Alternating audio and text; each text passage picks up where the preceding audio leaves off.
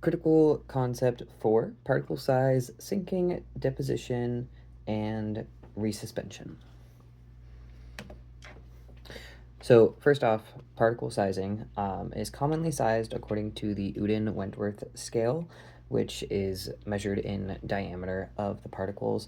This starts at the highest, which is going to be boulders, being 256 millimeters and above, cobbles at 64 millimeters to 256 millimeters, pebbles at 2 millimeters to 64 millimeters. And this is obviously a fairly broad category as well that goes all the way down to almost very small, and that is then separated into 5 subcategories underneath of it, being very coarse, medium, fine, and very fine.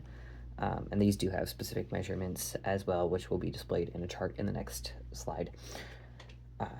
But after that comes sand, which is going to be 0.062 millimeters to 2 millimeters. It has the same categorical breakdown beneath that. And then after that, the classification continues to be silt at 0.004 millimeters to 0.064 millimeters, which is then separated into 4 categories. So it's going to be all the same categories as the other 2 above it, except for a very coarse category, because silt does not require a very coarse category.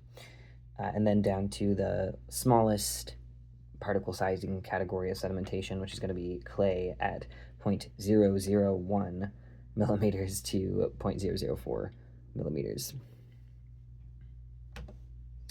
This is a chart from a peer-reviewed article, and this one's a bit more simplified, but it does show like a display of the sizing between like very fine sand, medium sand, and like what those would look like, as well as their measurements, and then a few of the other ones moving upwards. So this one's pretty simplified, but the next one, which is from the same article, is a bit more complex. Apparently I can't turn my screen, but the categories are listed in color here, as well as their measurements for the scale that's generally used, as well as a different scale and a different way of measuring here. And then this one's actually really interesting because there is a category that correlates as well, because this is all correlation. And that is the settling velocity, the average settling velocity per sediment size. And I thought that was super fascinating that this was like a fully comprehensive chart. But anyway, deposition and sinking. So river discharge is clearly the largest single source of fine grained material into the ocean. And this is described by Gorslein in another article. Other sources for deposition into the ocean would include volcanoes, runoff, coastal erosion, land events like landslides and avalanches, glacial melts, among like many other things. But rivers are the largest deposit of sediment into the sea. So that being the case, we're going to like focus on that as our main example throughout the presentation and summary. Terrestrial erosion is what pushes sediments into and along river currents, and the larger particles, so like the boulders, the cobbles, the larger pebbles, move into the river, and they take more wave energy to move and disperse, but they settle much faster, so they will hit the bottom faster, and then they will stay in that spot. Whereas smaller particles like the sand, the small pebbles, the silt, the clay will travel slower, but they require less wave energy to do so, and so they travel much further out, and this is because of their size and the lack of the less gravitational force on them. Silt and clay in particular, because of their size, act almost like dust and become suspended and move over much longer distances due to the currents. These are called suspended sediments, and the reason for them, or the reason is the currents for them moving broader distances. But the lower the wave energy, the more that they are going to settle.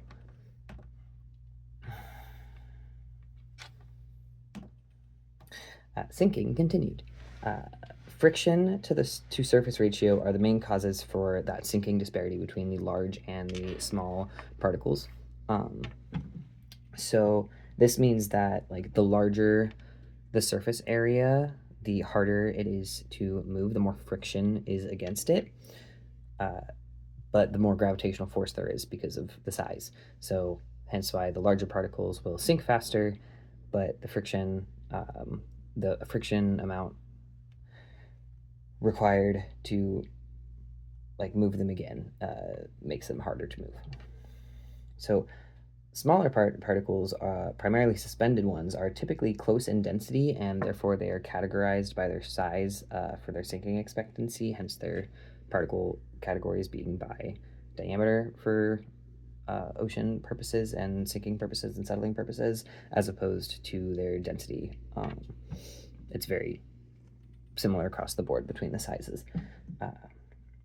Overall, this means that large sediments typically remain closer to their deposition origination, whereas the smaller particles are carried further out by the currents into whatever waters they can find that are calm and will eventually settle in. Testing in like the southwest Barents Sea, for example, of this showed depositing of sediment amounts of 1 to 2.4 millimeters per year near the mouth of the river as it released into the ocean, and that amount of accumulation of sediment decreased significantly the further offshore that it was tested and monitored. So this shows that basically like the larger sediments settled and then stayed in those spaces and accumulated, as opposed to continued to move offshore. And that study was done in 2014. Dispersal and suspended sediments. So suspended particles can travel really far out via mass movement, and this suspension and the suspension and the currents carry the sediment to the abyssal plain even, and that is where, or one of the many places where calmer wave energy allows them to settle. Hence why the ocean floor in the abyssal plain is very like silty, very clay, and not very like rocky and pebbly. When calmer waters are encountered, the suspended particles can then begin to settle. But if there's wave energy, they will just stay suspended in the water. Longshore drift also carries suspended particles, but this is more along the coastline in the littoral zone, and the wave energy rolls them out and in until they can also find calmer waters to settle in. So this inherently means that like the coarser particles of the sand and the silt and the clay will settle in moderate wave energy areas, and the longshore drift will continue to carry the even finer and the ultrafine sand and silt, or silt and clay, into even more calm waters like protected harbors and tide pools in areas where there's very, very little wave energy.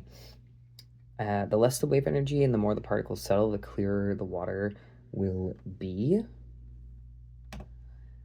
And then we get to resuspension.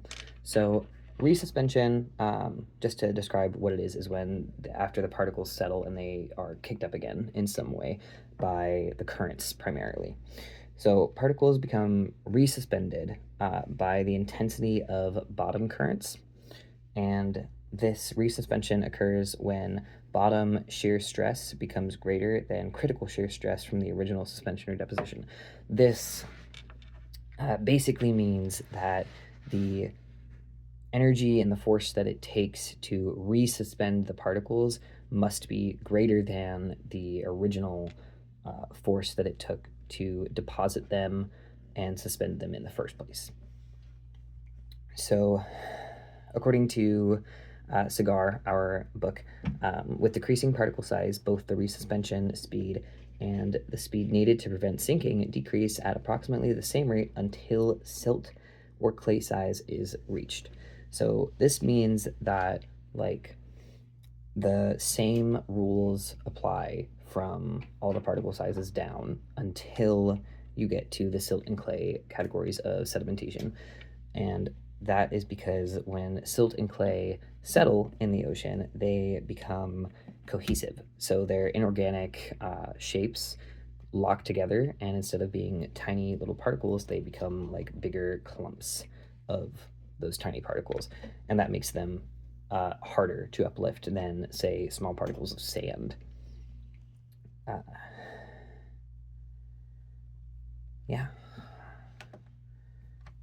And that's it. That is resuspension, that's deposition, and particle size.